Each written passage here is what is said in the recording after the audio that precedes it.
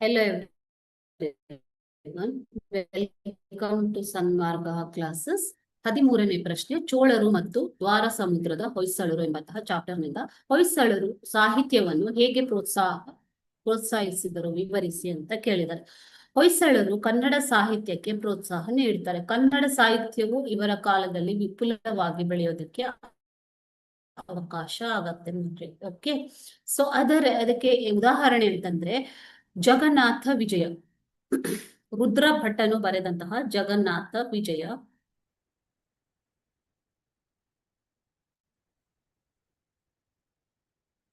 ರುದ್ರ ಭಟ್ಟನು ಬರೆದಂತಹ ಜಗನ್ನಾಥ ವಿಜಯ,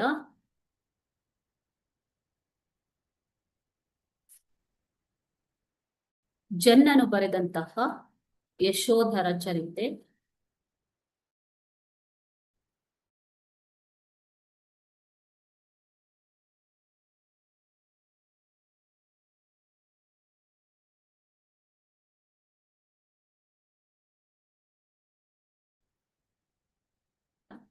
ಶಬ್ದಮಣಿ ದರ್ಪಣ,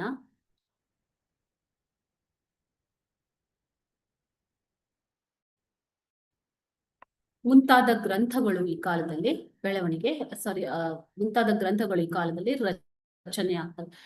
ಅದೇ ರೀತಿ ರಾಘವಾಂಕನು ಹರಿಶ್ಚಂದ್ರ ಕಾವ್ಯವನ್ನ ಬರೀತಾನೆ ಮಕ್ಕಳು. ಓಕೆ, ರಾಘವಾಂಕನು ಬರೆದಂತಹ ಹರಿಶ್ಚಂದ್ರ ಕಾವ್ಯ ಕೂಡ ಅತ್ಯಂತ ಪ್ರಸಿದ್ಧವಾದದ್ದು.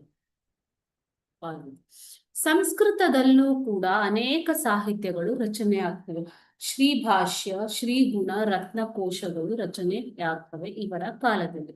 ಸೊ ಇದರಿಂದ ನಾವೇನ್ ಹೇಳ್ಬೋದು, ಹೊಯ್ಸಳರು ಸಾಹಿತ್ಯಕ್ಕೆ ಪ್ರೋತ್ಸಾಹ ನೀಡಿದರು ಹೇಳ್ಬೋದು ಅಲ್ವಾ. Thank you.